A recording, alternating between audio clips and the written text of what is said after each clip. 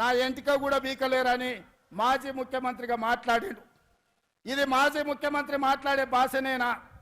భాష గురించి, భావం గురించి, ప్రజా సమస్యల గురించి మాట్లాడే చంద్రశేఖర్ రావు 10 సంవత్సరాలు ఈ తెలంగాణ రాష్ట్రంని పట్టి పీడించి వేధించి దోసుకొని దోపిడి దొంగలాక అడవి పందుల్లాక తెలంగాణ రాష్ట్రాన్ని సర్వనాశనం చేసి 10 సంవత్సరాలలో 100 సంవత్సరాల విధ్వంసం చేసినావు. ఇవాళ మమ్మల్ని ఎంటిక బీకలేరంటావా? మా కాంగ్రెస్ పార్టీ కార్యకర్తలు అనుకుంటే నీ ముడ్డి మీద డ్రాయర్ కూడా ఉండదు పీకడం మొదలు పెడితే. బిడ్డ, నువ్వు అనుకుంటున్నావేమో కాలు ఇరిగిందని, లేకపోతే కట్టె పట్టుకొని నడుస్తున్నా అని, కూతురు జైలుకు పోయిందని, అధికారం కోల్పోయిందని. కొంతకాలం మేము సంవయనం పాటించినాం. ఏ మనిషికైనా కష్టం వచ్చినప్పుడు మేము మానవత్వంతో మీ గురించి మాట్లాడకుండా మర్యాద పూర్వకంగా వ్యవహరించినాం. ఇవాళ నువ్వు అనుకుంటున్నావు నువ్వు ఏది పడితే అది మాట్లాడితే చూస్తూ ఊరుకుంటామని. చూస్తూ ఊరుకునేటోడు ఎవరు లేరు. నేను పెద్దలు జానారెడ్డి గారి లాగా కాదు, నేను రేవంత్ రెడ్డిని బిడ్డ. అంగిలాగు ఊడదీసి నువ్వు మాట్లాడే లత్కోర్ లఫంగ మాటలకు చెర్లపల్లి జైల్లో చిప్పకూడు తినిపిస్తా బిడ్డ. నువ్వు అనుకుంటున్నావేమో.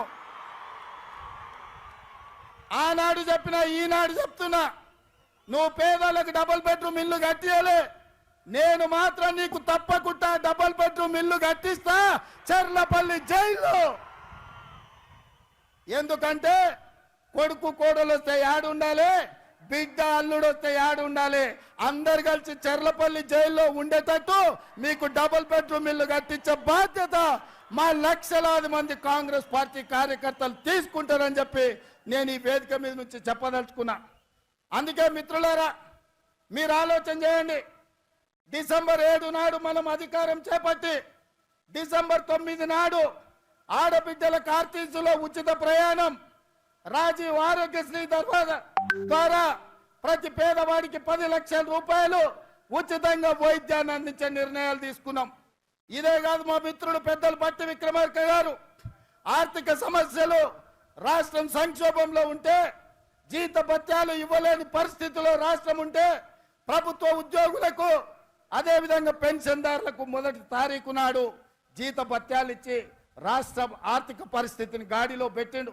ఇదే కాదు, ఆడబిడ్డలను దృష్టిలో పెట్టుకొని కట్టెల పొయ్యితోని కన్నీళ్లతోని ఆడబిడ్డలు కష్టపడుతుంటే వాళ్ళ కన్నీళ్లు తూడవడానికి సోనియమ్మ మాట ప్రకారం 500 రూపాయలకే ఆడబిడ్డలకు సిలిండర్ ఇచ్చి ఆడబిడ్డల కష్టాలు తీర్చినాం.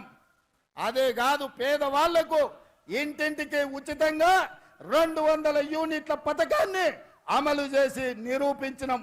ఇదే కాదు, ఇవాళ చంద్రశేఖర్ రావు గారిని నేను అడుగుతున్నా, ఆనాడు పల్లెల్లో, తండాలలో, గూడాలలో ఇందిరమ్మ ఇండ్లు 25 లక్షలు మేము కట్టించినాం.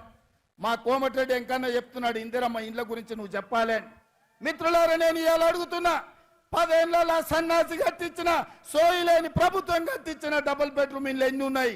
ఇవాళ మనం 4.5 లక్షల ఇందిరమ్మ ఇండ్లు 22,500 కోట్లతో ఖమ్మం జిల్లాలో మిత్రుడు పొంగులేటి శ్రీనివాసరెడ్డి ఆ శాఖలో మనం పనులు ప్రారంభించుకున్నాం.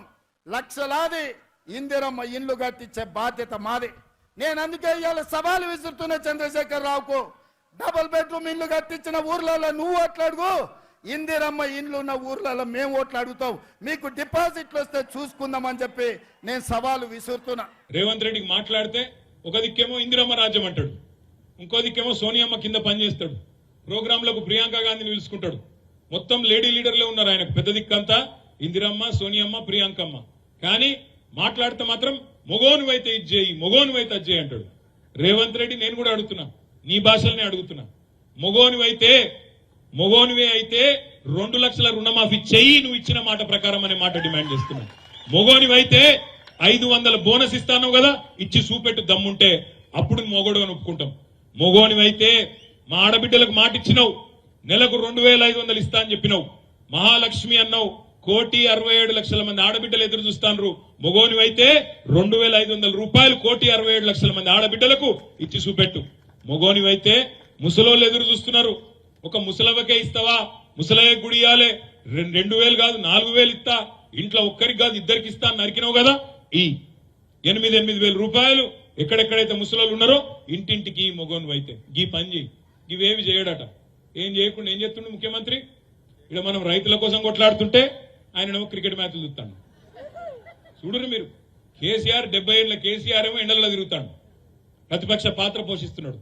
అసలు పని చేయాల్సిన ముఖ్యమంత్రి ఏమో నీళ్లు ఇచ్చే ముఖం లేదు, పైసలు ఇచ్చే ముఖం లేదు, రైతు బంద్ చేసే తెలివి లేదు, ఏ తెలివి లేదు. కానీ ఒకటి మాత్రం తెలుసు, తెల్లారులేస్తే బూతు మాట్లాడాలి, తెల్లారులేస్తే నోరు వారేసుకోవాలి, ఇష్టం వచ్చినట్టు ఒర్రాలి. ఏమన్నా అంటే లంకె బిందెలు ఉన్నాయనుకొని వచ్చినా ఇక్కడ ఖాళీ కుండలు ఉన్నాయి. అయ్యా ముఖ్యమంత్రి గారు, లంకె బిందెల కోసం తిరిగేది గడ్డపారలు పట్టుకొని తటపారలు పట్టుకొని నెత్తి మీద బట్టగప్పుకొని దొంగరాత్రి తిరిగేటోళ్ళు దొంగలు. ముఖ్యమంత్రులు మంత్రులు ఆ పని చేయరు. ముఖ్యమంత్రులు చేయాల్సిన పని ఏంటంటే రాష్ట్రానికి ఆదాయం ఎట్లా తేవాలి, పెట్టుబడులు ఎట్లా తేవాలి, వచ్చిన పైసలను ఎట్లా సద్వినియోగం చేయాలి, ఉద్యోగాల కల్పన ఎట్లా చేయాలి, ఏ రకంగా ముందుకు పోవాలి ఆ ఆలోచన చేయాలి. ఇంకా ఘోరం అనిపించేది ఏంటంటే, బాధ అనిపించేది, ఇది రైతు దీక్ష నాకు ఎరికే, కానీ ఒక్క మాట చెప్పాలి మీకు. బాధ అనిపిస్తుంది ఎక్కడ అంటే, ఎవడన్నా మంది కూటిన బిడ్డలు మా బిడ్డలు అని చెప్పుకుంటారే, మంది బిడ్డలు మా బిడ్డలు అని చెప్పుకుంటారు. వాడేమో కూడా నాకు అర్థం కాదు, సిగ్గుశరం లేదు. ఏం మాట్లాడతాడు రేవంత్ రెడ్డి? 30,000 ఉద్యోగాలు ఇచ్చినాడు ఈ మొగోడు. ఇప్పుడు పిల్లలు పుట్టాలనుకో, పెళ్లి చేసుకోవాలి, సంసారం చేయాలి, అప్పుడే కదా పిల్లలు పుట్టేది. అంటే ఉద్యోగం ఇవ్వాలనుకో, ఉద్యోగాలు ఇచ్చినా అని చెప్తున్నావు. మరి ఉద్యోగం ఇవ్వాలంటే ముందు నోటిఫికేషన్ ఇవ్వాలి, తర్వాత పరీక్ష పెట్టాలి. అటెన్కనే కదా నువ్వు కాల్ లెటర్లు కాగితాలు ఇచ్చేది. అవి ఏవి చేయలేదట రేవంత్ రెడ్డి గారు. కానీ ఉద్యోగాలు మాత్రం 30,000 ఇచ్చిండట. మంది కూటిన బిడ్డలు మా బిడ్డలు అని చెప్పుకునే సిగ్గులేని వాళ్ళు ఆయనేం మొగోడు నాకు అర్థం కాక తెలియకడతా. ఇట్లాంటి వాళ్ళు ఇవాళ మాట్లాడుతున్నాడు. 30,000 ఉద్యోగాలు ఇచ్చిండట. ఎక్కడికెళ్ళి ఇచ్చినావు 30,000 ఉద్యోగాలు? నోటిఫికేషన్లు ఇచ్చినావా? నువ్వు వచ్చినాక ఇచ్చిన నోటిఫికేషన్లు ఎన్ని? ఒకటి కూడా లేదు. ఒక గ్రూప్ అనేది ఇచ్చినట్టున్నాడు, అది కూడా 1000 ఉద్యోగాలు అనుకుంటా. 30,000 ఉద్యోగాలు ఇచ్చినా అని చెప్తాడు. కేసీఆర్ గారు ఇచ్చిన ఉద్యోగాలకు నువ్వు కాగితాలు ఇచ్చుకుంటా ఇలా వచ్చి నేనిచ్చిన మోసం నడవది రేవంత్ రెడ్డి. 2 లక్షల రుణమాఫీ అన్నావు, సంవత్సరానికి 2 లక్షల ఉద్యోగాలు ఇస్తా అన్నావు.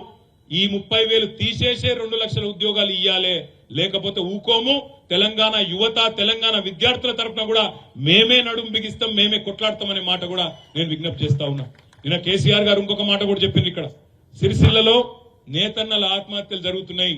ఇప్పుడు మా సుజాతమ్మ చెప్పింది ఒక మాట అన్నది ఇంతకుముందు, ఎద్దేడ్చిన వ్యవసము రైతేడ్చిన రాజ్యం బాగుండదని చెప్తారు పెద్దలు. ఆమె ఇంకొక మాట అన్నది, బట్ట నేసేటోడో లేకపోతే ఏం కట్టుకుంటాడు వాడు అన్నది. ఇవాళ ఒక దిక్కు రైతు అవస్థలు ఉన్నాడు, ఇంకో దిక్కు నేతన్న కూడా అవస్థలో ఉన్నాడు. ఇవాళ ఇప్పుడే ఒక నేతన్న ఆత్మహత్య చేసుకున్నాడని చెప్పి కూడా మీడియా సోదరులు ఇప్పుడే చూపెడతా ఉండే. ఇక్కడ ఇంకొక నేతన్న ఇయ్యాలని ఆత్మహత్య చేసుకున్నాడు అన్నా అని రాజీవ్ నగర్ లా. అందుకే నేను అనేది మిమ్మల్ని, ఇవాళ ఏ వర్గం సంతోషంగా ఉంది రాష్ట్రంలో? ఎవరు సంతోషంగా ఉన్నారు? రైతులా, దళితులా? నువ్వు దళిత బంధు రద్దు చేసినందుకు దళితులా, లేదా ఇస్తానన్న ఇయ్యనందుకు ఇవాళ మా ఆడబిడ్డలా? ఎన్నెన్ని మాటలు, ఎన్నెన్ని 4 నెలలనే ఎన్ని కథలు మీరు అనొచ్చు. గింత జల్దీ అంటారే మీరు, కొద్దిగా టైం ఉన్నది కదా, ఇంకా 4 ఏళ్ళు ఉన్నది కదా అనొచ్చు ఎవరన్నా. వాజీబే. ఎప్పుడు వాజీబు? నువ్వు ఆ మాట చెప్పకపోతే వాజీబు. నువ్వే అన్నావు కదా, నువ్వే నరికినావు కదా, 100 రోజులలో ఇది చేస్తా, అది చేస్తా, 100 రోజులలో రుణమాఫీ చేస్తా, 100 రోజులలో నేను రైతు భరోసా ఇస్తా. ఎవడు చెప్పమన్నాడు? నేను చెప్పినావు కాబట్టి అడుగుతున్నాం, చెప్పినావు కాబట్టే యాద్ చేస్తున్నాం. నేను మా సిరిసిల్ల నేతన్నలకు కూడా నిన్ననే పెద్దలు కేసీఆర్ గారు చెప్పినట్టుగా ఇవాళ ఎట్లయితే రైతు దీక్ష చేస్తున్నామో, నేతన్నల తరపున కూడా మేమే ముందుకు పోతాం. మేమే నేతన్నల కోసం కూడా ఇక్కడనే సిరిసిల్లలో, పోచంపల్లిలో, గద్వాలలో, ఎక్కడెక్కడైతే రాష్ట్రంలో నేతన్నలు ఉన్నారో ప్రతి చోట కూడా ఇదే పద్ధతిలో దీక్షలు కూడా తీసుకుంటామనే మాట కూడా నేను విజ్ఞప్తి చేస్తా ఉన్నా.